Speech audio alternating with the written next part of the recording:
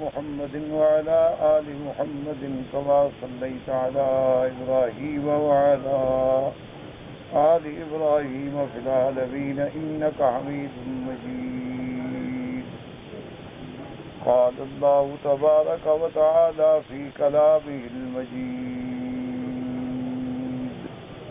أعوذ بالله من الشيطان الرجيم. بسم الله الرحمن الرحيم.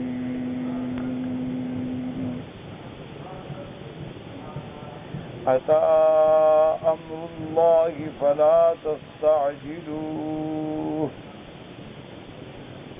سبحانه وتعالى عما يشركون.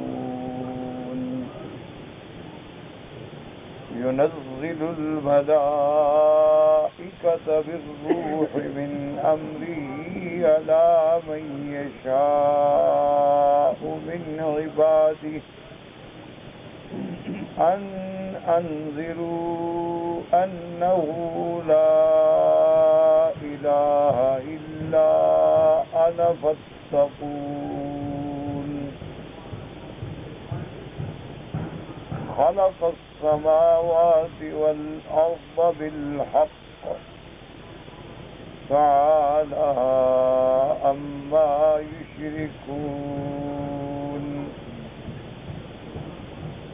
خلق الإنسان من نطفة فإذا هو خصيم مبين.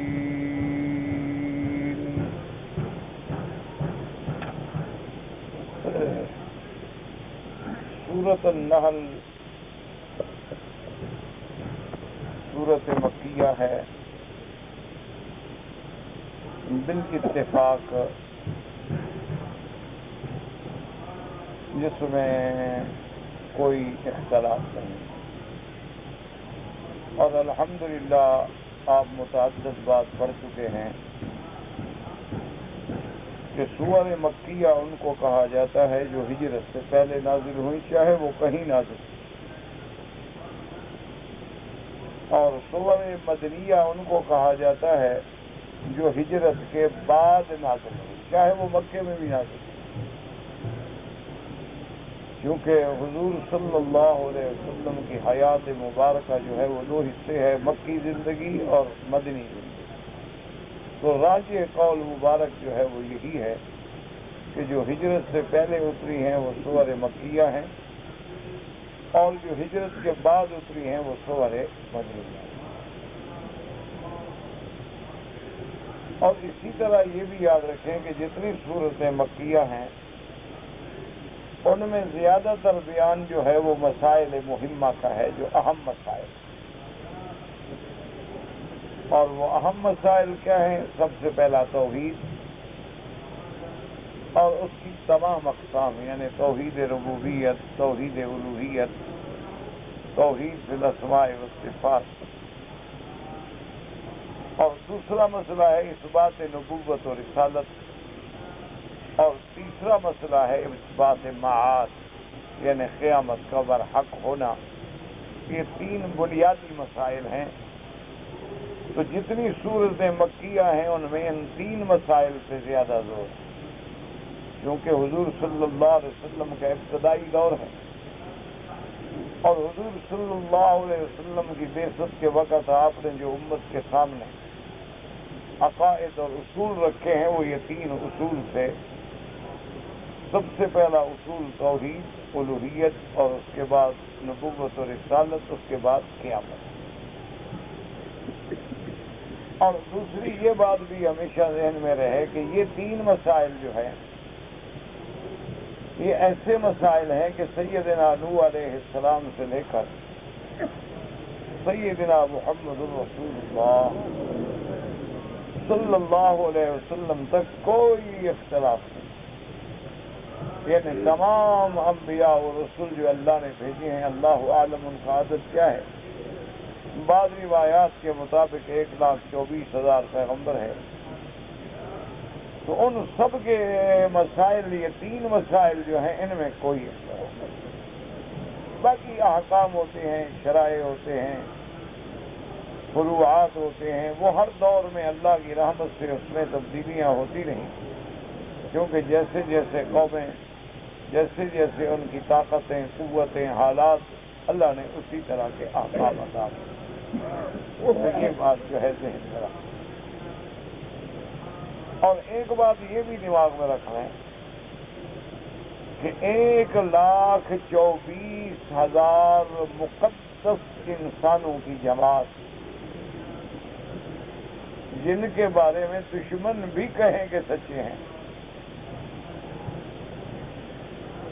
یعنی جھوٹ کا الزام دشمن بھی ثابت نہ کر سکے، جن کا کردار، جن کی صورت، جن کا کریکٹر، جن کا قول، جن کا عمل دشمن مانتا ہو، تو اگر 1,24,000 مقدس انسانوں کی مقدس جماعت ایک بات کہہ رہی ہے کہ یہ بات ہے، تو اس سے بڑی دلیل اور کیا چاہیے؟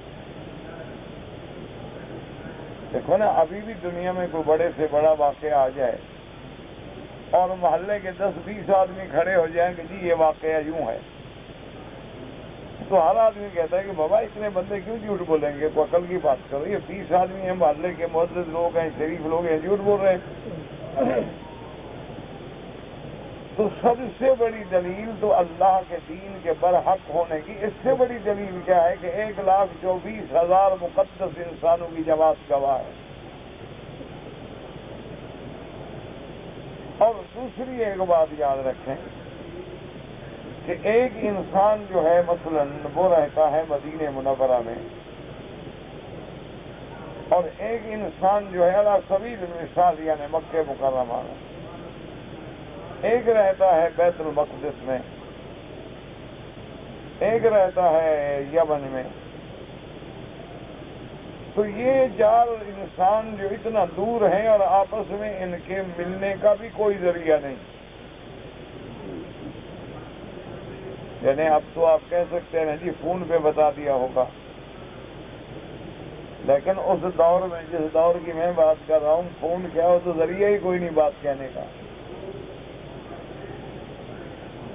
تو 1,24,000 انسان پھر ایک زمانے میں بھی پیدا نہیں ہوئے، ان کے درمیان میں ہزاروں سال کا فرق ہے۔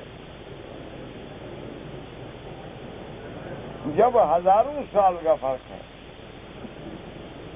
اور ہر بندہ بات جو کہتا ہے وہ ایک ہے، تو ان نے آپس میں کیسے سیکھ لیا؟ بات کو سمجھیں اور دماغ میں رکھیں۔ کبھی حضرت نوح علیہ السلام جب پیدا ہوئے تو سرکار دو عالم تو تشریف ہی نہیں لے آئے۔ حضرت نوح علیہ السلام کے بعد ان کی اولاد آئی، پیغمبر آئے۔ جب سیدنا ابراہیم علیہ السلام ہیں تو نوح علیہ السلام نہیں ہیں،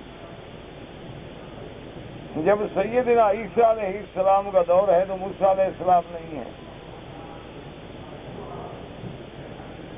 تو جب ایک دوسرے کا آپس میں ملنے کا بھی اتفاق نہیں، ایک دوسرے کا لقاء بھی نہیں، ایک دوسرے کو خط بھی نہیں لکھا، ایک دوسرے کو کتاب بھی نہیں بھیجی، خطاب بھی نہیں کیا، لیکن ہر دور میں ہر پیغمبر وہی بات کہتا ہے، تو اس سے بڑی سچی بات کیا ہو سکتی؟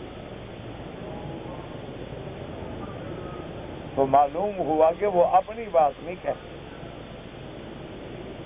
معلوم یہ ہوا کہ جتنے اللہ کے پیغمبر ہیں اور اللہ کے رسول ہیں، اللہ کے انبیاء ہیں علیہم الصلوات والتسلیم، وہ جو کہہ رہے ہیں اس کا مطلب ہے کہ یہ واقعی کوئی بات ہے جو اللہ نے ان کو کہی۔ تو اس سے بڑی دلیل جو ہے وہ کیا ہو؟ آج بھی کسی دنیا میں آپ چلے جائیں، اگر 50 آدمی بھی ایک بات کہتے ہیں، ہر آدمی کہتا ہے بھئی 50 آدمی اکٹھے ہو کے جھوٹ بول رہے ہیں۔ اچھا، یہ جو آج کے زمانے کے 50 ہیں، یہ تو ہو سکتا ہے جھوٹ بھی بولتے ہو، لیکن جن لوگوں کی ہم بات کر رہے ہیں وہ تو پاک ہیں، وہ تو معصوم ہیں، ان پر تو دشمن بھی جھوٹ کا الزام نہیں لگا سکا۔ تو معلوم یہ ہوا کہ تمام انبیاء کی دعوت کا ایک ہونا، اصولوں کا ایک ہونا، ان مسائل کا ایک ہونا، یہ سب سے بڑی دلیل ہے کہ یہ سچے مسائل۔ کسی نہ کسی حال میں کسی نہ کسی وقت میں ہر دور کے ہر مذہب کو یہ ماننا پڑا ہے کہ یہ اصول سچے ہیں، اور یہ ایک بات نہیں ہے، اس کے ہزاروں مسائل، ہزاروں دلائل، ہزاروں شواہد اس پہ موجود ہیں۔ اور تیسری بات یہ دماغ میں رکھیں کہ 3 مسئلے جو ہیں نا، ان میں سب سے بڑا مشکل مسئلہ جو تھا حضور کے زمانے میں وہ بھی قیامت تھا۔ اس کی وجہ یہ ہے کہ مثلا سرکار دو جہاں جب آپ کی بعثت مبارکہ ہوئی ہے تو آپ کے سامنے کون تھے؟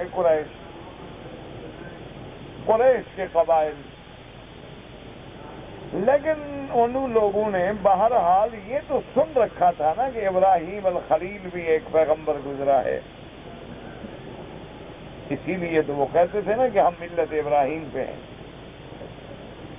قریشی بھی یہ دعویٰ کرتے تھے کہ بھئی ہم تو ملت ابراہیم پہ ہیں، دیکھو ابراہیم علیہ السلام کا کعبہ ہم نے بنایا ہے، اگر ہمارا ابراہیم علیہ السلام کے طریقے سے اختلاف ہوتا تو ہم سیدنا ابراہیم علیہ السلام کے بنائے ہوئے کعبے کو کیوں بناتے؟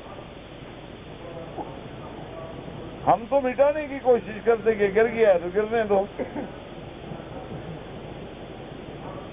دیکھو نا مسلمان آج اگر اس کے علاقے میں کوئی مندر ہے پرانا ہے گر گیا، مندر بنائے گا تو نہیں نا۔ ہندوؤں کے علاقے میں کوئی مسجد ہو اگر گر جائے تو وہ دوبارہ تھوڑی بنائے گا، وہ کہ اچھا ہوا گر گئی۔ اسی لیے وہ دعویٰ کرتے تھے، وہ کہتے تھے کہ ہم تو ملت ابراہیمی پہ ہیں، کہ ہم نے ابراہیم علیہ السلام کا کعبہ بنایا ہے، ہم اسی کعبے کا طواف کر رہے ہیں، اور جو ابراہیم علیہ السلام کے محبوب بیٹے کے پاؤں سے زمزم نکلا ہے ہم اس زمزم کے پلانے والے ہیں، زمزم کی حفاظت کرنے والے ہیں۔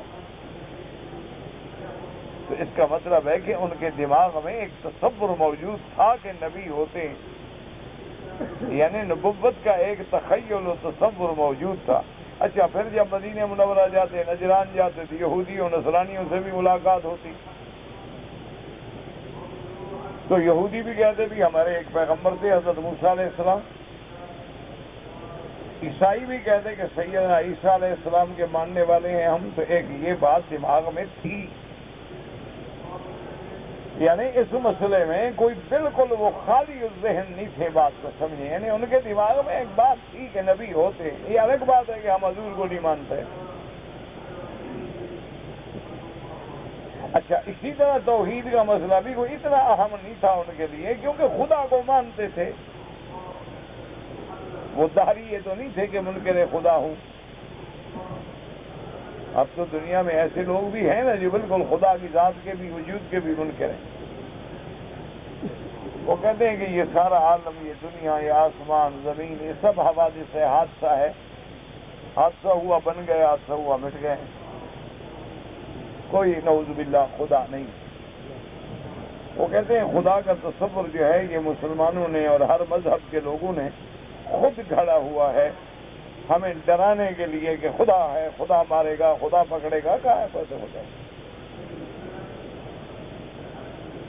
انہوں نے کہا جو مرنا ہے مر جاتا ہے، جس نے بچنا ہے بچ جاتا ہے، اس کا خدا سے کیا تعلق؟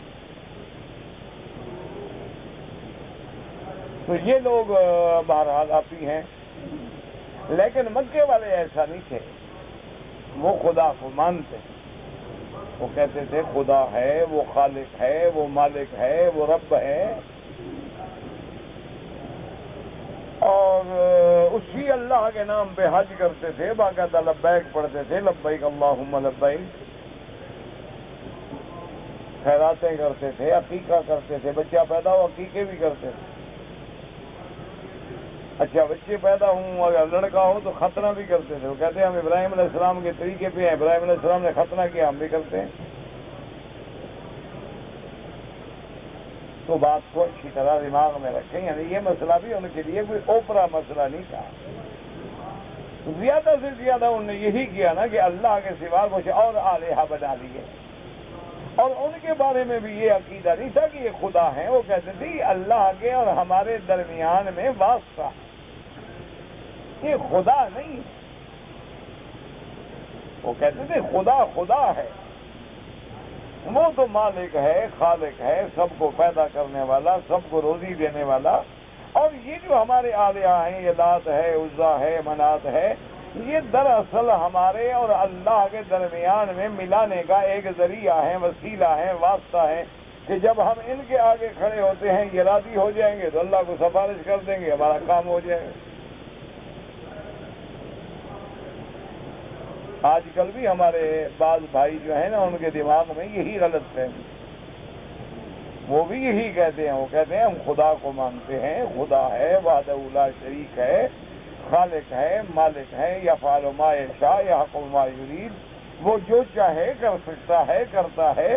لیکن یہ ہمارے جو بزرگ ہیں جن کے مزارات پہ ہم جاتے ہیں، منتیں مانتے ہیں، یہ ہمارے اور اللہ کے درمیان میں وسیلہ واسطہ ہے. ہم ان کو کہتے ہیں، یہ خدا کو کہتے ہیں، کام ہو جاتا ہے. بالکل ان کا بھی یہی عقیدہ تھا. ہؤلاء شفعاؤنا عند اللہ، قرآن، کہ یہ ہمارے اللہ کے ہاں سفارشی. اور یہی ہمارا آج عقیدہ ہے جاہل کا. وہ بھی یہی کہتا ہے، وہ کہتا ہے کہ جناب یہ ٹھیک ہے، عبدالقادر جیلانی انسان ہیں، وہ پیران پیر ہیں، وہ بزرگ ہیں، اللہ کے مقبول بندے ہیں، بس یہ ہے کہ اللہ نے ان کو اختیار دیا ہے، وہ مختار ہیں، خدا کے وکیل ہیں زمین میں. ہم جب ان کو کہتے ہیں بس وہ اللہ میاں کو لکھوا دیتے ہیں، کام ہو جاتا ہے. اور ہم چونکہ گناہگار ہیں، گندی زبانیں ہیں، پلیت زبانیں ہیں، سارا دن ہم گناہ کرتے ہیں، ہماری درخواست جو ہے براہ راست جاتی نہیں. جب ہماری درخواست پہ ان کی ریکمنڈیشن ہو جاتی ہے، سفارش ہو جاتی ہے کسی پیر کی، کسی کا پیران پیر نے کر دی، کسی پر داتا صاحب نے کر دی، کسی کا شہباز قلندر نے کر دیا، کسی کا نظام الدین اولیاء نے کر دیا، تو بس عرضی فوراً منظور ہو گئی. اور دوسرا وہ یہ کہتے ہیں کہ اگر ہم درخواست کریں تو ٹھیک ہے، اللہ مالک ہے، کبھی سن بھی لیتے ہیں لیکن کبھی نہیں بھی سنتے. لیکن ان کی بات کو اللہ میاں بھی ٹال نہیں سکتے، کیونکہ یہ تو اللہ کے پیارے ہیں، اپنے محبوب کی بات کا ان ٹالے. یہی آج بھی جاہل کا عقیدہ ہے، جو بالکل عین نعوذ باللہ پہلے جاہلیت میں تھا. اللہ تبارک و تعالی دعا کریں اللہ ان کو بھی ہدایت دے. اللہ کے کعبے میں رہ کے سب کے لیے ہدایت مانگا کریں کہ اللہ سب کو قرآن کی سمجھ دے، اللہ پاک توحید کی سمجھ دے، صحیح عقیدہ نصیب فرمائے، اولیاء اللہ کی عزت اور ادب نصیب فرمائے. لیکن یہ ادب کا معنی نہیں ہوتا کہ ولی کو نبی بنا دو یا نبی سے بھی بڑھا دو. یہ ادب کا معنی نہیں ہوتا کہ حضرت علی کی امامت کو خلافت سے بھی نہیں بلکہ نبوت سے بھی آگے کر دو. یہ معنی نہیں ہوتا ماننے کا.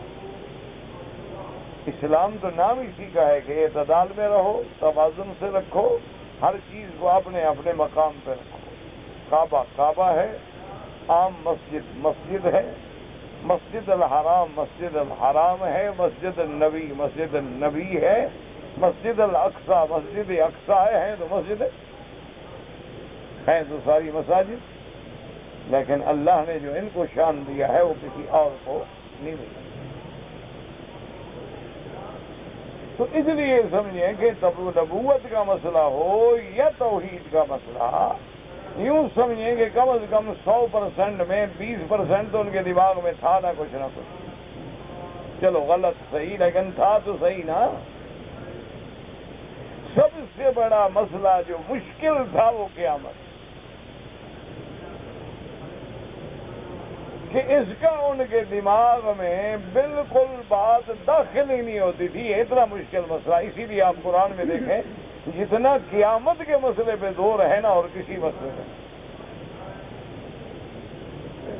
اللہ نے سورتوں کی صورتیں، سورۃ القیامہ، سورۃ المعارج، سورۃ الحاقہ، سورۃ القاریہ، سورۃ التقویر، اور سورۃ قاف والقرآن المجید، سورۃ اقتربت الساعۃ وانشق القمر، اور پوری صورتیں کی صورتیں جو ہیں نا وہ قیامت کی. وجہ کیا ہے کہ یہ مسئلہ بڑا مشکل ہے. یہ بات ان کے دماغ میں نہیں آتی تھی کہ ہم مر جائیں گے، مرنے کے بعد کیسے اٹھیں گے. وہ کہتے یہ مشکل ہے، بس مر گئے.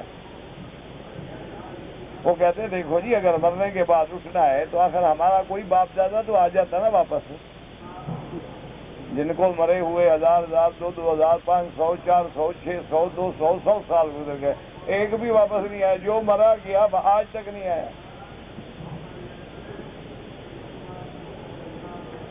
یہ بات ان کے دماغ میں نہیں بیٹھی،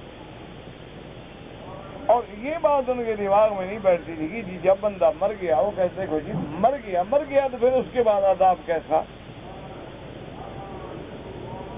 ایسے بندہ تو مر گیا۔ وہ کہتے ہیں کہ دیکھو جیسے مثلاً ابھی دیکھو نا، آدمی کو ایسے چوٹ مارو وہ پکڑ کے آدمی بیٹھ جاتا ہے، لیکن خدا نہ خاصا انگلی کاٹ کے باہر پھینک دو، پھر اس کو چاہے ڈنڈے مارتے رہو، کیا اس کو کیا تکلیف ہو؟ تکلیف تو تب ہے نا جب روح ہے، جب روح ہی نکل گئی تو بات ختم ہو گئی۔ اب مردے کو مارتے رہو۔ وہ کہتے ہیں جناب یہ عجیب بات ہے کہ جب روح نکل گئی، ہم مر گئے، تو اس کے بعد جناب قبر میں فرشتے آ جائیں گے اور ماریں گے، کس کو ماریں گے؟ وہ تو مر گئے، روح نکل گئی ہے، تو فرشتے اس لیے آئیں گے آگے مردوں کو مارتے ہیں۔ یہ دماغ میں نہیں بیٹھتی، یہی وجہ ہے کہ آج بہت سارے مسلمان بھی اس چکر میں، وہ بھی عذاب قبر کے منکر ہیں۔ انہوں نے کہا کہ کمال ہے، ہم کہیں السلام علیکم، مردہ سن لے، عجیب بات ہے جی کیسے سن لے؟ اوپر 6 من مٹی پڑی ہوئی ہے اور سن لے، کیسے سن لے؟ روح نکل گئی، اوپر 6 من مٹی ہے۔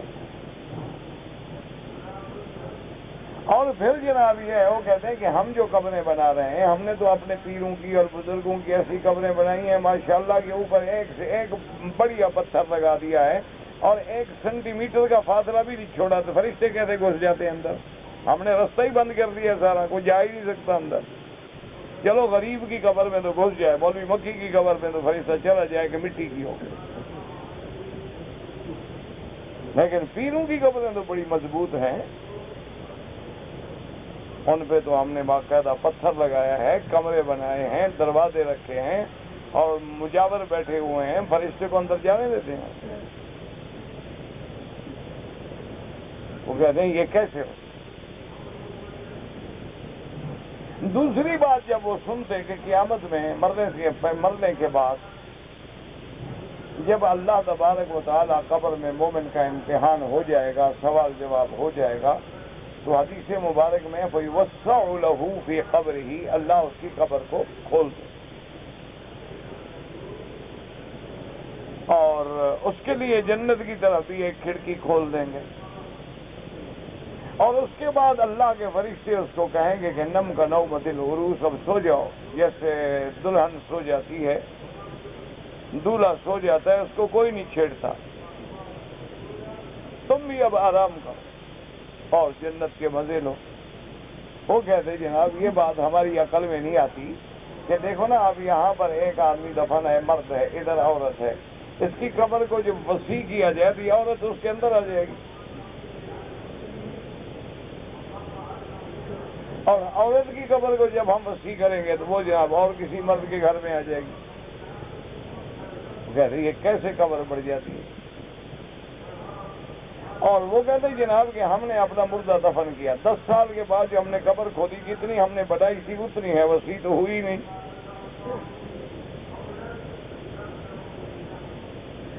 یہ آج کل مسلمانوں کے دماغوں میں بھی یہ خلجان ہے، اس لیے پہلے وہ کہتے ہیں مردے سنتے نہیں، پھر کہتے ہیں جب سنتے نہیں تو عذاب بھی نہیں، اور جب عذاب شذاب ہے کوئی نہیں، بس قیامت کے دن اٹھیں گے، کیونکہ وہ کہتے ہیں کہ جناب مومن کا روح جو ہے وہ علیین میں ہے، اور علیین ہے 7ویں آسمان، اور کافر کا روح جو ہے وہ سجین میں ہے، وہ ہے 7 زمینوں کے نیچے۔ تو جب روح اتنا دور ہے اور یہ قبر میں ہے تو کیا سننا، کیا بیٹھنا، کیا دیکھنا، کیا سوال، کیا جواب، وہ بھی سب سن کے رو گئے۔ اس لیے قیامت کا مسئلہ بڑا، اسی لیے ہمیشہ یاد رکھیں کہ اللہ کے قرآن میں قیامت کے مسئلے کو بڑا کھول کھول کے بیان کیا گیا ہے، لیکن دعا کریں کہ اللہ ہی ہدایت دے۔ ہم مشکلات میں کیوں پڑ جاتے ہیں کہ ہر چیز کو ہم عقل کے ترازو میں تولتے ہیں، اور جو بات ہمارا عقل قبول نہیں کرتا ہم کہتے ہیں جی یہ نہیں ہو سکتا، یہ مشکل ہے، یہ کیوں؟ او جی کمال ہے، بادشاہ عقل میں ہی نہیں آتی بات۔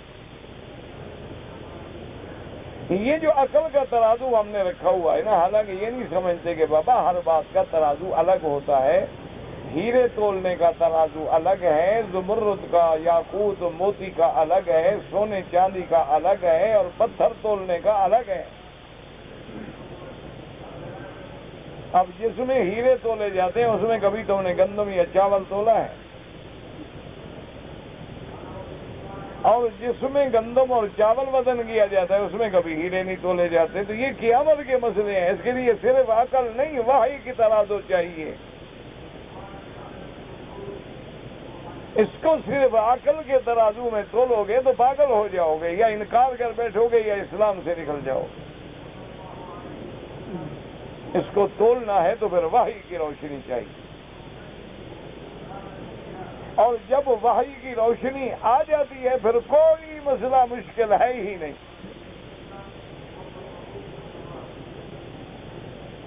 اس لیے اس کو علماء متاخرین نے یوں سمجھایا ہے، سمجھیں، وہ کہتے ہیں کہ دیکھو میرا بھائی، ایک روشنی سے کبھی کام نہیں ہوتا۔ کیا معنی؟ مثال کے طور پر اگر رات کے اندھیرے میں ہم اپنے گھر میں سوئے ہوئے ہوں اور بالکل کمرے میں بتی بند ہے اور اندھیرا ہے، حالانکہ ہماری آنکھیں موجود ہیں لیکن اندھیرے میں ہم نہیں دیکھ سکتے، چونکہ ایک نور تو ہے دوسرا نور نہیں ہے۔ آنکھیں موجود ہیں لیکن اندھیرا ہے، اندھیرے میں کیسے دیکھیں؟ آدمی اپنے گھر میں دھکے کھا رہا ہوتا ہے کہ بجلی کا سوئچ کہاں ہے، اسی لیے آج کل آپ نے دیکھا نا سوئچ جو ہے وہ ریڈیم لگائے جاتے ہیں تاکہ دور سے چمکتے ہوئے نظر آ جائیں۔ اپنے گھر میں ہے جہاں 20 سال سے رہتا ہے، اپنے کمرے کا پتہ لگتا، دروازہ ادھر ہے ٹھوکریں کھا رہے، کبھی گر جاتا ہے بیچارہ کسی چیز سے ٹکرا کے، اندھیرا ہے، آنکھیں ہیں، اندھا توڑا ہے۔ اچھا اب اگر یہ دیکھیں کہ بالکل الحمدللہ حرم جو ہے وہ کا نور بنا ہوا ہے لیکن اندھا نہیں دیکھ سکتا، کیوں؟ یہ باہر والی روشنی جو ہے اس کی اندر والی روشنی نہیں۔ تو اس بات کو یاد رکھیں، سمجھیں دماغ میں کہ جب تک دو نور اکٹھے نہ ہوں تو مسئلہ کٹھے نہیں، حل نہیں ہوگا۔ اگر باہر اندر کی روشنی ہے اور باہر کی نہیں ہے تب بھی کام نہیں بنتا، باہر کی روشنی ہے اور اندر کی نہیں ہے تب بھی کام نہیں بنتا۔ اسی طرح جتنے دین کے مسائل ہیں اس میں عقل کی روشنی ہو لیکن وحی کی روشنی نہ ہو تو مسئلہ کبھی حل نہیں ہوگا۔ اسی لیے تو اللہ کہتا ہے نا میرا بدری ہم نے آپ کی طرف نور اتارا، انزلنا الیک نورا، قرآن نور ہے، لیکن وہ روشنی سے فائدہ کون اٹھائے گا؟ تیری آنکھیں ہوں نا قرآن دیکھنے والی، اگر ہم اندھے ہوں تو قرآن کے نور کا کیا فائدہ؟ تو اس لیے اور جب یہ دو نور اکٹھے ہو جائیں گے تو کوئی جھگڑا ہے ہی نہیں۔ اس کی ایک چھوٹی سی مثال یاد رکھ لیں، اللہ کرے مسئلہ سمجھ آ جائے، کہ جب میرے آقا رحمت دو عالم، رحمت مجسم سیدنا محمد الرسول اللہ صلی اللہ علیہ وسلم اسراء معراج میں تشریف لے گئے، آپ واقعے پڑھ چکے، سن چکے الحمدللہ، تو ابو جہل کو جب پتہ لگا تو ابو جہل سب سے پہلے حضرت ابو بکر کے پاس دوڑا کہ وہ جانتا تھا کہ سب سے پہلے ماننے والا بات جو ہے وہ ابو بکر ہے، کہ یہ حضور کی ہر بات مان لیتا ہے۔ اس نے کہا آج موقع مل گیا ابو بکر کو پکڑنے کا، اب مانے گا تو پتہ چلے گا۔ وہ بھاگتا ہوا آیا اور اس نے کہا کہ ابا بکر حل سمیت ما قال صاحبک، تم نے سنا ہے کہ تمہارے ساتھی نے کیا کہا ہے؟ اس نے کہا کیا کہا؟ اس نے کہا اب تو عجیب بات ہو گئی حضرت، حضور پاک تمہارے ساتھی محمد مصطفیٰ فرما رہے ہیں کہ میں رات میں مکے سے مسجد اقصی گیا، 1,24,000 پیغمبر سے ملا، پھر پہلا آسمان، دوسرا، تیسرا، چوتھا، پانچواں، چھٹا، ساتواں سدرۃ المنتہا پر گیا، پھر اللہ تبارک و تعالیٰ سے ہم کلام ہوا، اللہ نے مجھے انعامات سے نوازا، اور پھر تمام انبیاء کی آسمانوں سے ملاقات ہوئی، جنت کی سیر کی، اور رات بھی نہیں گزری کہ میں مکے میں آ گیا واپس۔ اس نے کہا اب تو مان لو نا، ہم جو کہتے تھے مجنون ہے، نعوذ باللہ، بھلا یہ عقل کی بات ہے؟ بندے کو مکے سے مسجد اقصی جانے کے لیے مہینہ لگتا ہے، اور آسمانوں میں جانے کا تو سوال ہی پیدا نہیں ہوتا ہے۔ پتہ ہے ابو بکر صدیق نے کیا کہا؟ اس نے تمہاری طرح بحث نہیں کی کہ جا سکتے ہیں، نہیں جا سکتے ہیں، اور درمیان میں قرات ہیں، اور قرۂ زمہریر ہے، اور قرۂ ناریہ ہے، اور قرۂ ہوائیہ ہے، اور بغیر کسی شٹل کے اور بغیر کسی صاروخ کے اللہ کے پیغمبر اوپر کیسے گئے؟ یہ تو ابو بکر ہے نا، اس نے کوئی اگر مگر نہیں، یہ اگر مگر ہمارے مقدر میں ہے۔ اس نے کہا ابو جہل دیکھو لمبی چوڑی بات کرو، جو تم کہہ رہے ہو خود کہہ رہے ہو یا تم نے سنا ہے کہ میرے مدنی پاک نے بھی فرمایا ہے؟ اس نے کہا ابو بکر کمال کی بات ہے، میں سن کے آ رہا ہوں، تمہارے پاک نبی نے فرمایا، میں تو اس کو ٹھیک کرنے آیا تھا، یہ تو اور پکا ہو گیا۔ اس نے کہا ابو بکر کمال کی بات کرتے ہو، یہ سچ کا ہے؟ بالکل سادہ کا رسول تھا۔ اس نے کہا کیا کہہ رہے ہو یار؟ انہوں نے کہا بدبخت ابو جہل، نبی تو بڑی بات ہے، ہم تو جبریل کا آسمانوں سے روز آنا تسلیم کر چکے ہیں، جب جبریل 7ویں آسمان سے آ کے قرآن پہنچا جاتا ہے تو مدنی پاک چلے گیا تو کیا مشکل ہو گئی؟ جب ہم نے وہ بات مان لی ہے، جبریل کا آنا جانا بھی مان لیا ہے، تو جب جبریل کا آنا جانا ہم مان چکے ہیں تو پھر محمد پاک کا آنا جانا کیا مشکل ہے؟ تو اس لیے یاد رکھو کہ جن کے دماغ میں یہ بات ہے کہ سادہ کا رسول اللہ، ان کے لیے تو کوئی مشکل مسئلہ ہی نہیں کہ جی قبر میں سوال جواب ہوگا، ان کا ہاں جی سادہ کا رسول، اور جی قبر پھیلے گی، ان کا ہاں جی سادہ کا رسول، اور جی فرشتے کیسے داخل ہوں گے، ان کا جی سادہ کا رسول۔ بس ہمیں اللہ کے نبی نے فرما دیا، اور اللہ کے نبی پر ہمارا یقین ہے کہ جو فرماتے ہیں وہ سچ۔ تو جب حضور نے فرما دیا ہے کہ قبروں پہ گزرو تو کہو السلام علیکم یا دار قوم مؤمنین۔ اب ہم اس بات میں نہیں پڑھتے کہ وہ خود سنتے ہیں، اللہ سنواتے ہیں، فرشتے سنواتے ہیں، اللہ کے نبی نے کہا آمنا باللہ، بات ختم۔ حضور پاک نے فرمایا ہے کہ مردہ قبر میں جائے گا، الآن یسأل، اب سوال جواب ہوگا، من ربک ما دینک ما تقول فی حق ھذا الرجل، ہمارا بات ختم۔ جب حضور نے فرما دی تو اس لیے اللہ تبارک و تعالی نے، ایک بہت بڑے عالم تھے، ان کی خدمت میں ایک کافر آیا، کہنے لگا جی یہ قبر میں فرشتے داخل ہو جاتے ہیں۔ انہوں نے کہا بدبخت قبر تو بڑی چیز ہے، ہم تو پیٹ میں داخل ہونے کو مانتے ہیں، تو قبر کی پوچھ رہا ہے۔ میں کہا جی وہ کیا بتاؤ؟ نے کہا ہمارا تو یہ بھی ایمان ہے کہ هو الذی یصورکم فی الارحام کیف یشاء، کہ جب بچہ ماں کے پیٹ میں ہوتا ہے تو اللہ وہاں فرشتے بھیج کے اس کو بناتے ہیں۔ تو ہم تو اس پیٹ والی قبر کے اندر بھی جانے کے قائل ہیں، تم تو مٹی کی قبر کی بات کر رہے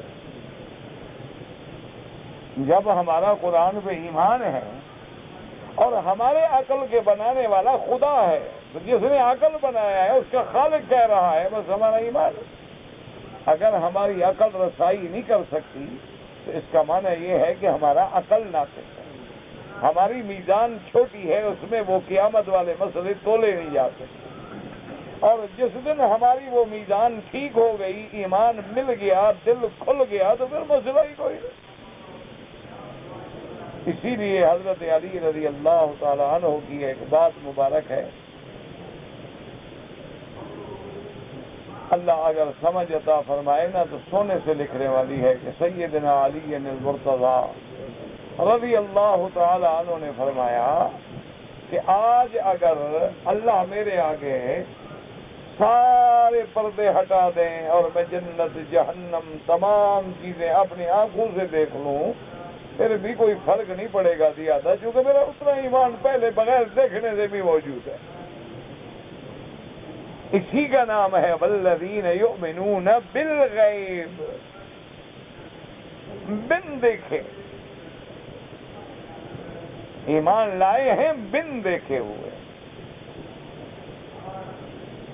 کہ دیکھا نہیں ہے، جنت نہیں دیکھی،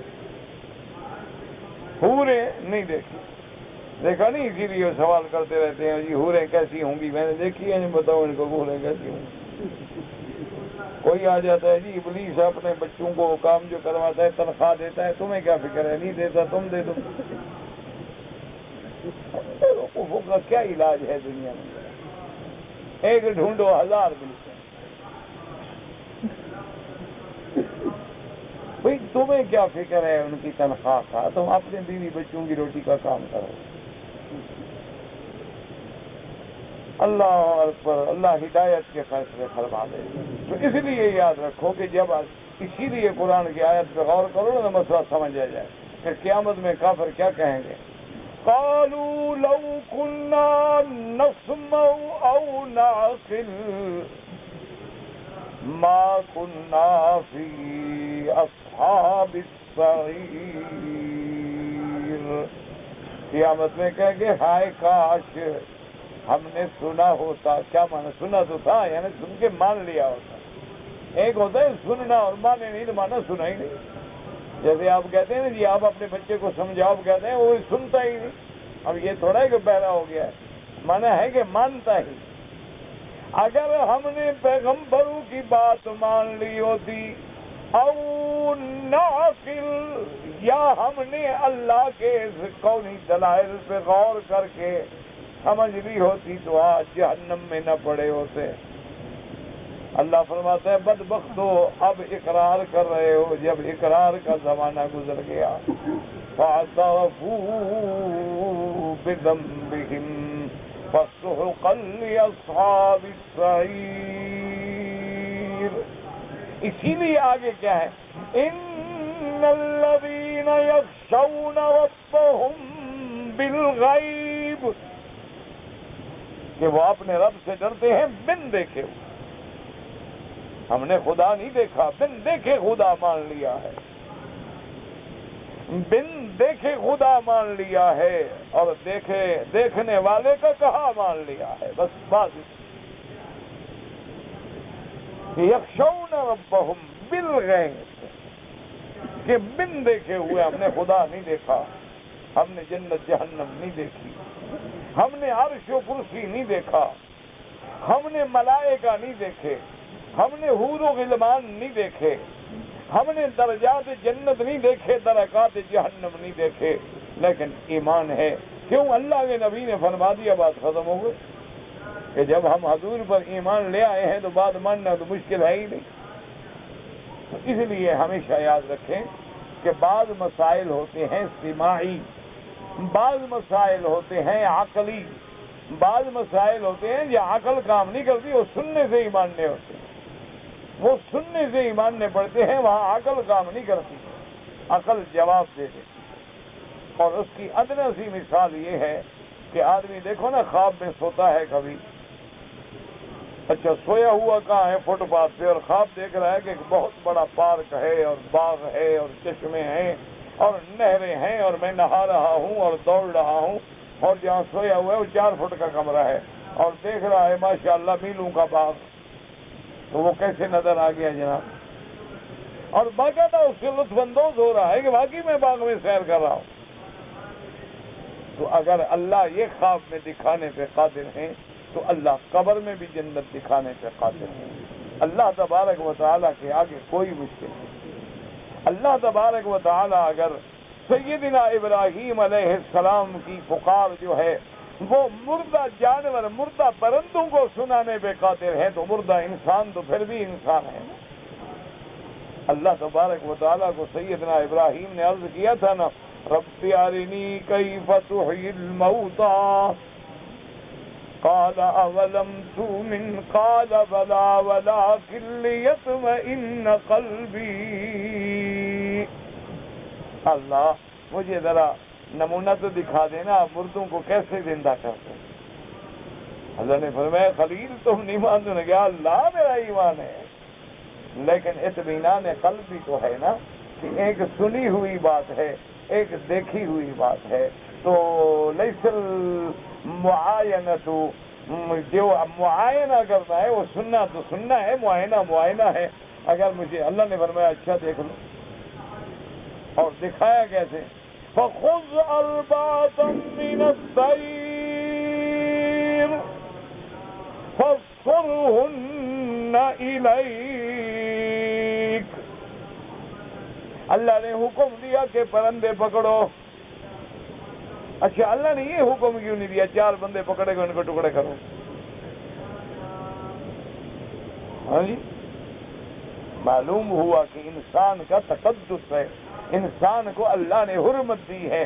بندوں کو مارنا کو مذاق نہیں چاہے نمونہ بھی دکھانا ہو لیکن بندوں پہ کیوں دکھائے پرندوں پہ کیوں نہ دکھا دے. تو انسان کا قتل جو ہے یہ اتنا بڑا فتنہ ہے اتنا بڑا فساد ہے اللہ بطور نمونہ بھی قبول نہیں فرماتے. ورنہ اللہ حکم دیتے 4 بندے پکڑو ابھی ذبح کرو ابھی ٹھیک کرتے ہیں کیا مشکل ہے. لیکن اللہ نے حکم دیا کہ نہیں پرندے پکڑ لو. پرندوں کا تو شکار بھی میں نے حلال کیا ہوا ہے نا پرندوں کو تو شکار بھی کیا جا سکتا ہے ذبح کر کے کھایا بھی جا سکتا ہے. فَخُذْ أَرْبَعَةً مِّنَ الطَّيْرِ فَصُرْهُنَّ إِلَيْكَ ثُمَّ اجْعَلْ عَلَى كُلِّ جَبَلٍ مِّنْهُنَّ جُزْءًا. کہ میرا خلیل پرندے لے لو ذبح کرو ذبح کر کے ان کے گوشت کو ملا دو آپس میں بالکل ذرا ذرا کر کے ملا دو چاروں کو. اچھا اب اللہ نے فرمایا جو پہاڑ ہیں نا ان پہ جا کے تھوڑا تھوڑا رکھو.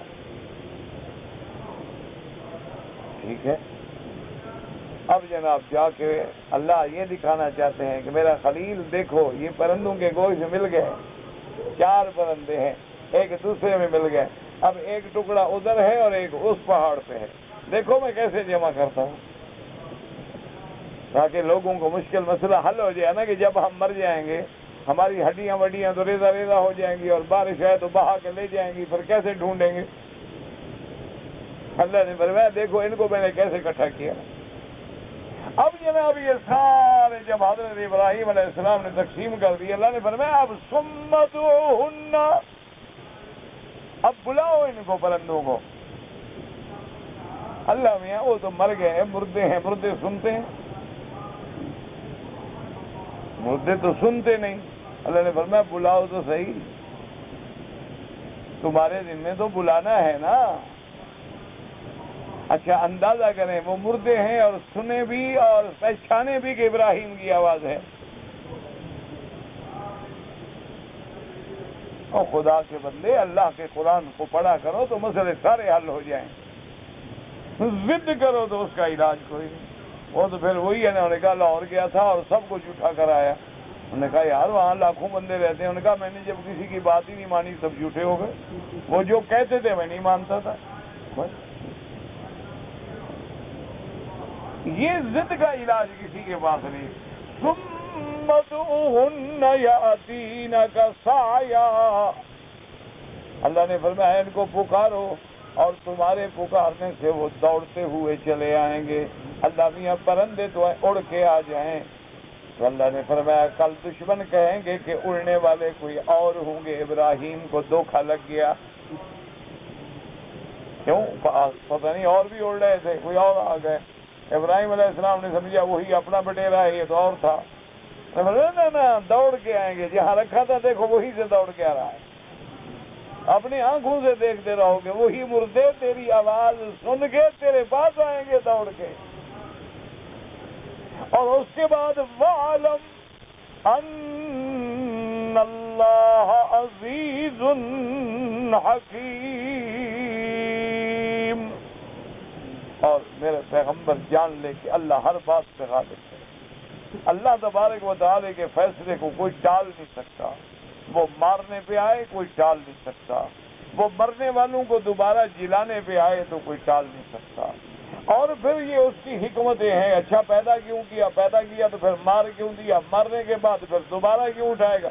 اور میری حکمتیں ہیں اور اپنی حکمتوں کو میں جانتا ہوں کہ جب اس عالم کو بسانا تھا میری حکمتیں ہیں، پھر اس عالم کو مٹانا ہے میری حکمتیں ہیں، پھر اس عالم کو دوبارہ بسانا ہے، یہ سب میری حکمتیں ہیں. میں حکمت والا ہوں. اس لیے ہمیشہ یاد رکھیں کہ قیامت کے مسئلے جو ہیں، بعض بادل موت کے مسئلے جو ہیں، قبر کے مسئلے جو ہیں اور حشر کے مسئلے جو ہیں، یہ ہمارے عقل سے ماورا ہیں. یہاں صرف وہی بات کام آئے گی کہ صدق رسول اللہ صلی اللہ علیہ وعلا آلہ واصحابہ وسلم تسلیما کثیرا کثیرا. اب ایک آدمی کو کہو کہ ایک دن ہوگا 50,000 سال، اور دوسری جگہ قرآن کہتا ہے ایک دن ہوگا 1000 سال، تو 1000 اور 50,000 کیسے اکٹھے کرو گے؟ اچھا پھر اللہ تبارک و تعالیٰ 50,000 سال کا ایک دن. اچھا پھر یہ بھی آ گیا کہ مسلمان کے لیے، مومن کے لیے ایسے ہوگا جیسے ظہر سے عصر کا وقت. تو اب ایک ہی دن ہو، اگر وہ 50 کا ہے تو 1000 کا کیسے ہوا؟ اگر 1000 کا ہے تو پھر یہ ظہر عصر کا آدھا گھنٹہ 2 گھنٹے کا وقت کیسے ہو گیا؟ ایک وقت اتنا بڑا بھی ہو گیا پھر چھوٹا بھی ہو گیا، کیسے تقسیم ہے؟ تو اس لیے لاکھ کمپیوٹر لگا لو سمجھ نہیں آئے گا. اسی کمپیوٹر پہ ٹچ کرنا پڑے گا جہاں ہے لا الہ الا اللہ محمد رسول اللہ. پھر مشکل ہی کوئی، پھر مسئلہ ہی کوئی نہیں کہ اللہ نے قرآن میں بتا دیا ہے، بس بات ختم ہو گئی. تو اب جو ہم سورت پڑھ رہے ہیں اس کی پہلی آیت مبارک کا تعلق بھی اس بات قیامت سے ہے. اچھا اب دیکھیں نا کہ پچھلی آیت جو آپ نے پڑھی تھی اس میں بھی اللہ نے کیا فرمایا تھا؟ دیکھیں ان کی آپس میں ربط دیکھا کہ وَاعْبُدْ رَبَّكَ حَتَّىٰ يَأْتِيَكَ الْيَقِينُ. میرا محبوب اپنے رب کی عبادت کریں کب؟ جب تک کہ موت آئے، یعنی اس وقت تک آپ اللہ کی عبادت میں مشغول رہیں. تو جب آدمی پہ موت آتی ہے تو موت کے بعد جو ہے وہ اس کے لیے قیامت قائم ہو گئی. من مات قامت قیامت ہو، جو شخص مر گیا اس کی قیامت قائم ہو گئی.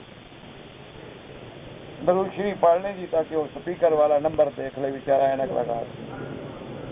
انا للہ و انا الیہ راجعون. لا حول ولا قوة اللهم لا تسلط علينا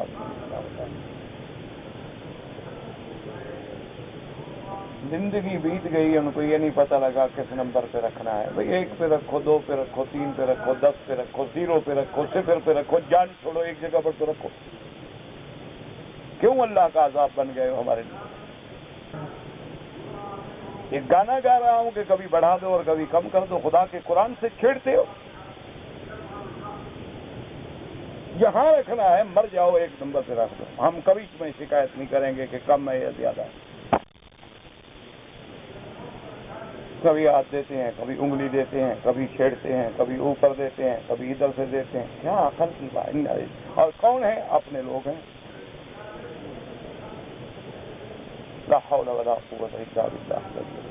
یا الہ العالمین رحم فرما، ہدایت کے فیصلے. لا حول ولا قوت الا باللہ. وہ تو چلو بھی کوئی میوزک ہال ہو، ساؤنڈ سسٹم ہو، ڈسکو ہو رہا ہو، وہاں ہوتے ہیں کہ اب لائٹ ڈالنی ہے، اب آواز بڑھانی ہے، اب گھٹانی ہے، اب کم کرنی ہے. اللہ کا قرآن ہے، روز آدمی چلاتا ہے، پتہ ہے میں نے اس نمبر پہ رکھنا ہے، السلام علیکم بات پتہ. اور وہاں ہلکی لکھی ہوتی ہے 1 نمبر ہے، 2 ہے، 3 ہے، اس پہ ساؤنڈ رکھنا ہے، یہاں ہوگا میکروفون، یہ ہے اور یہ سسٹم ہے. معمولی سی بات. کیونکہ آدمی کا فوراً جب اللہ کے قرآن سے ذہن دوسری طرف چلا جائے، یہ اللہ کا قرآن ہے، ذرا خیال دوسری طرف گیا، سارا کچھ جو دماغ میں تھا وہ نکل گیا. اللہ عالم. اب جو پتہ نہیں میں کیا کہنے والا تھا اور کیا چلے گا. لا حول ولا قوت الا باللہ۔ کہتے جی کہ میں پاکستان سے 10 ذی الحجہ کو آیا تھا اور میں نے عمرے کی نیت نہیں کی، میں نے 10 رکعت نفل پڑھ لی، یہ کچھ نہیں ہوا میرا بھائی۔ حنفی مسلک میں آپ عمرہ بھی قضا کریں اور ایک بکری دم بھی ادا کریں۔ آج کل یہ مسئلہ جو ہے کہتا ہے جی بہت شدت اختیار کر گیا ہے کہ حضور اکرم حاضر ناظر ہیں۔ میرا بھائی حاضر مانا دیکھنے والا، حاضر مانا موجود، ناظر مانا دیکھنے والا۔ تو موجود اور دیکھنے والے سے کیا مراد ہے؟ یعنی حضور ہر جگہ موجود ہے، پھر تمہارے مولوی مصلی پہ کھڑے ہو کے نماز کیسے پڑھاتے ہیں؟ جب حضور موجود ہیں تو کوئی نبی آگے نہیں کھڑا ہو سکتا، چیز ہے کہ مولوی کھڑا ہو جائے۔ اور حضور اگر ہر بات دیکھنے والے ہیں تو پھر جنگوں میں شکست نہ آتی، دیکھ رہے ہوتے کہ ابھی شکست آ جائے گی۔ اور اگر حضور ہر جگہ حاضر ناظر ہیں تو پھر ہجرت کا کیا معنی کہ مکے سے ہجرت کر گئے؟ کہاں کر گئے؟ وہ تو ہر جگہ ہے۔ یہ عقیدہ رکھنا کفر ہے اور شرک ہے، چھوٹا موٹا گناہ نہیں ہے، آدمی اسلام سے نکل جاتا ہے۔ کہتے جی حضور کے زمانے میں لاؤڈ سپیکر نہیں تھے، تو آج کل جو لاؤڈ سپیکروں پہ نماز ہوتی ہے، حضور کے زمانے میں تم بھی نہیں تھے،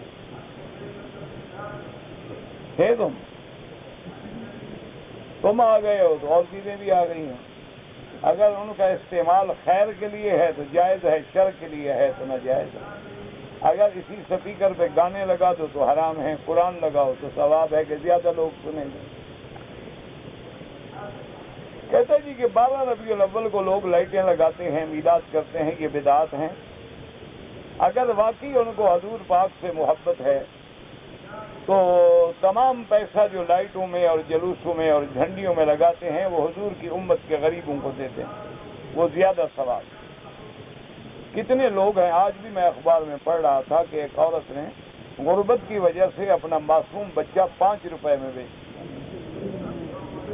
تو جب امت پر یہ حال ہو کہ لوگ بچے بیچ رہے ہیں، خودکشیاں کر رہے ہیں اور تم جھنڈیاں لگا رہے ہیں، اس طرح حضور کو خوش کر رہے ہو، جھنڈیاں لگا۔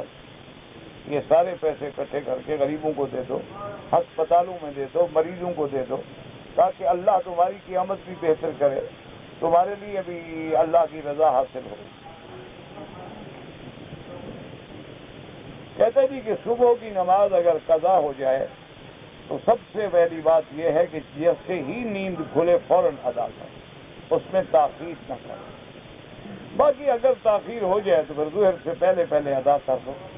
سنتوں کی قضا نہیں ہوتی، لیکن فجر کی سنتیں چونکہ میرے آقا کو زیادہ محبوب ہیں تو وہ بھی پڑھنی چاہیے، کیونکہ علماء و فقہاء نے لکھا ہے کہ باقی نمازوں کی سنتیں رہ جائیں قضا نہیں ہوگی، لیکن فجر کی 2 سنتیں جو ہیں وہ میرے محبوب کو بہت زیادہ محبوب ہیں، خیر من الدنیا وما فیہا، تو ان کی بھی آپ قضا کریں۔ 10,000 ریال زکوٰۃ 2.5%، خود حساب کر لو، یعنی 2.5 ریال 100 کے پیچھے، تو 1,000 کے پیچھے کتنے ہو جائیں گے؟ ہاں جی 25 تو 10 سے ضرب دے دو، 250 ریال ہو جائے۔ اگر ایک آدمی کی 2 بیویاں ہیں، ایک کو ساتھ رکھتا ہے، دوسری بیوی کو خرچہ ورچہ سب کچھ دیتا ہے لیکن اس کے ساتھ رہتا نہیں، یہ ظلم ہے۔ بیوی صرف کھانے پینے کے لیے تو نہیں ہوتی، بیوی کے اللہ نے حقوق رکھے ہیں، جب تک وہ خاوند ان حقوق کو ادا نہ کرے وہ ظالم ہے، اور قیامت میں اس حال میں اٹھایا جائے گا کہ جیسے فالج زدہ ہو، ایک حصہ سالم ہوگا اور ایک حصہ مردہ ہوگا، تاکہ لوگوں کو پتہ چلے کہ یہ وہ بندہ ہے جس نے 2 بیویوں میں عدل نہیں کیا۔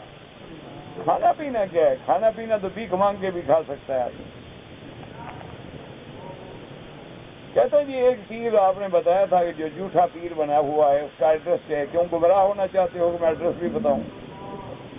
کون بے وقوف ہے؟ یہی ہے جو لکھتا ہے شیطان کو تنخواہ ملتی ہے کہ نہیں؟ اور خدا کا خوف کرو یار، مجھے نہ چھیڑا کرو، میرا کوئی دماغ ہے بڑا غلط، بدقسمتی سے ہماری قوم میں کوئی پڑھتا نہیں۔ ہماری یہ بلوچ قوم ہے نا، آپ بھی نہیں 20% ڈاکو ہیں، کوئی پڑھتا چھڑتا ہے نہیں، کوئی قسمت سے ایک آدھا ملا مولوی بن جاتا ہے، لیکن وہ دماغ سے بلوچی جاتی تو نہیں نا، کبھی کبھی تو میٹر گھوم جاتا ہے نا بندے کا۔ ایسے سوال مجھ سے نہ کیا کرو، کہیں اکیلے ملے تو میں تمہیں سارے اگلے پچھلے سوال سمجھا دوں گا۔ خدا کے بندے ہر وقت پریشان کرتے ہو، دین کی بات پوچھو، بسم اللہ کی تشریح کرو جی، جب بسم اللہ آئے گی تشریح کر رہے ہیں۔ عیدین میں خطبہ جو ہے بعد میں ہے، حضور کا حکم ہے آمنا و صدقنا، بات ختم ہو گئی۔ جمعہ میں پہلے ہے، عید میں بعد میں، جیسے حضور نے پڑھا ہم نے حضور کا کلمہ پڑھا ہے۔ شیعہ کون ہوتے ہیں؟ موجود ہیں، جا کے پوچھ لو۔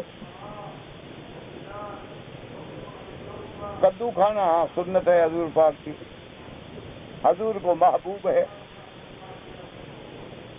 جب میں نماز میں کھڑا ہوتا ہوں تو مجھے مختلف خیال آتے ہیں، کوئی بات نہیں، اللہ نے معاف کیے ہیں، جب اللہ نے معاف کر دیے پریشان کیوں ہوتے ہو؟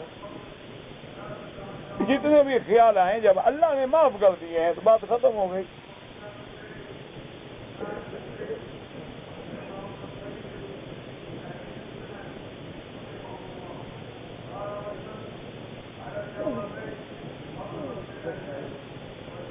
میں نے رات کو احتلام ہوا، بہرحال اگر کپڑے پر داغ موجود ہے یاد رکھو، بعض اوقات آدمی کو احتلام ہوتا ہے، خواب تو دیکھ رہا ہے لیکن پانی کا اثر جو ہے کپڑوں پہ نہیں ہے تو غسل کی ضرورت نہیں۔ بعض آدمی کو خواب تو کوئی یاد نہیں لیکن کپڑے خراب ہیں تو غسل کرنا ہوتا۔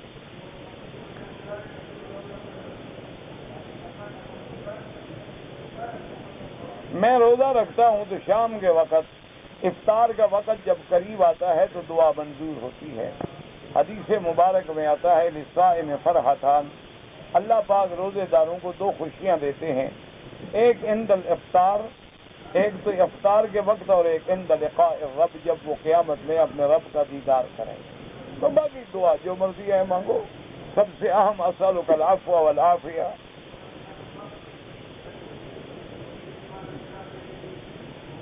میں نماز الحمدللہ جماعت کے ساتھ پڑھتا ہوں، لیکن میرے دل میں تکلیف ہوتی ہے۔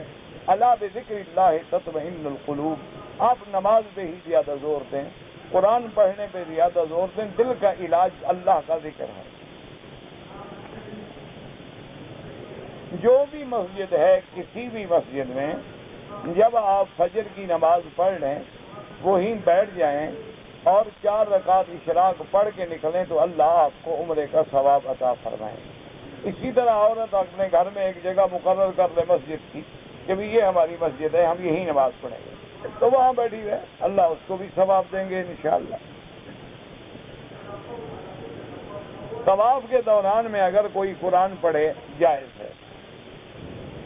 ایک ہندو عورت سے پیسے لیے قرض، اس کو لوٹایا نہیں، لوٹاؤ، اور ناجائز تعلق ہے توبہ کرو۔ میرا لڑکا بیمار ہے، اللہ سب بیماروں پہ رحم فرما، اللہ سب کی بیماریاں دور فرما، اللہ سب کو شفاء کاملہ صحت عاجلہ عطا فرما۔ مسجد اقصی حضرت داؤد علیہ السلام کے زمانے میں ہے، حضرت عمر کے زمانے میں دوبارہ فتح ہوا۔ نوح علیہ السلام کا بیٹا جو ہے بچپن سے گھر میں رہتا تھا، ورنہ آپ کے گھر میں رہتا تھا؟ ہاں، آپ کے گھر میں تو نہیں رہتا ہو، اپنے گھر میں رہتا ہوں۔ اب میں ساتھ تھا، کہاں رہتا تھا؟ حرم شریف کی دوسری مسجدوں میں نماز کے بعد مسجدیں بند ہو جاتی ہیں تو آپ اس مسجد میں جائیں جو کھلی رہے۔ بند ہو جاتی ہیں، باہر بیٹھ جاؤ، کیا مسئلہ ہے؟ کوئی مسئلہ نہیں۔ جس نے نماز پڑھنی ہے اس کے لیے تو کوئی مسئلہ نہیں۔ وہ بھی مجبور ہے نا جناب، مسجدوں کے اسپیکر لے جاتے ہیں، ایئر کنڈیشن بھی لے جاتے ہیں، اور مسجدیں کھلی رکھیں تو سارے مارکیٹ والے حمام بھی مسجد کا استعمال کریں۔ کیا کریں؟ یہ ہمارے اعمال ہیں، ہمیں سوچنا چاہیے کہ آخر کیا مجبوریاں ہیں مسجدوں کو بند کرنے کی۔ اگر ایک آدمی کو احتلام ہو جائے تو وہ فجر کی نماز بغیر غسل کے نہیں پڑھ سکتا، وہ جنابت ہے، پہلے جنابت کا غسل کرے پھر نماز پڑھے۔ میرے دانت کمزور ہیں، خون آتا رہتا ہے، آپ وضو کیا کریں، اپنی طرف سے کوشش کریں، باقی اللہ قبول کریں، نماز پڑھتے رہیں، نماز نہ چھوڑیں۔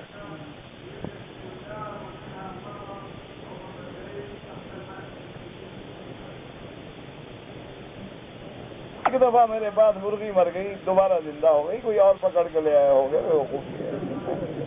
پیر بنتا ہے، ہم نہیں مانتے ایسے جھوٹے موٹے پیر، تم مجھے خود مر کے دکھاؤ پھر اٹھ کے آ جائے،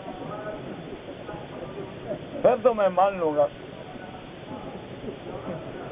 ایک کچا بچا پیر، گلابی پیر میں نہیں مانتا، مرغی مر گئی پھر وہ آ گئی، وہی اسی رنگ کی دوسری پکڑ کے لے آیا ہوگا، کہا کہ میری نہ ہو گئی، او بابا ایسے چکر میں کیا کر رہا، مرغی بھی میں کھا گیا تھا ماشاءاللہ، بس تمہاری عادت ہے چوری کی مرغیاں کھانے کی، زندہ شندہ نہیں ہوتا۔ میرا ماموں جان بہن، اس کا بڑا بھائی میری ماں سے دودھ پیا۔ دیکھو ایک اصولی بات یاد رکھو، جس لڑکے نے دودھ پیا، جس کا دودھ پیا وہ اس کی ماں بن گئی، اس کے جتنے بیٹے بیٹیاں ہیں اس کے بہن بھائی۔ جس لڑکے نے دودھ نہیں پیا وہ اس کے لیے کچھ بھی نہیں، یہ صرف اس کے لیے ہے جس نے دودھ پیا۔ اور یحرم تحرم من الرضاعۃ کما تحرم من النسب، جو چیز نسب میں حرام ہے وہ رضاعت میں بھی حرام ہے، ہمیشہ یاد رکھیں۔ اللہ تعالی عالم۔ اللہم صلی علی محمد وعلی آل محمد مبارک وسلم۔ یا الہ العالمین، عالم اسلام پہ اپنی رحمت نازل فرما، یا اللہ اسلام کی عزت کا فیصلہ فرما، یا اللہ ہم سب پہ اپنی رحمت نازل فرما، یا اللہ تمام کلمہ پڑھنے والوں پہ رحمت نازل فرما۔ اللہم ارحم امت محمد صلی اللہ علیہ وسلم، اللہم اغفر امت محمد صلی اللہ علیہ وسلم، اللہم اجبر امت محمد صلی اللہ علیہ وسلم، اللہم اشفنا واشف مرضانا ومرضى المسلمین، اللہم اصلح اولادنا واولاد المسلمین، اللہم اصلح احوالنا واحوال المسلمین، یا الہ العالمین، یا ارحم الراحمین۔ یا اللہ مسلمانان اور مجاہدین فلسطین میں ہیں، کشمیر میں ہیں، عرب جہاں بھی ہیں، اللہ ان کی جان مال آبرو عزت کی حفاظت فرما فرما فرما فرما فرما فرما فرما فرما فرما فرما فرما فرما فرما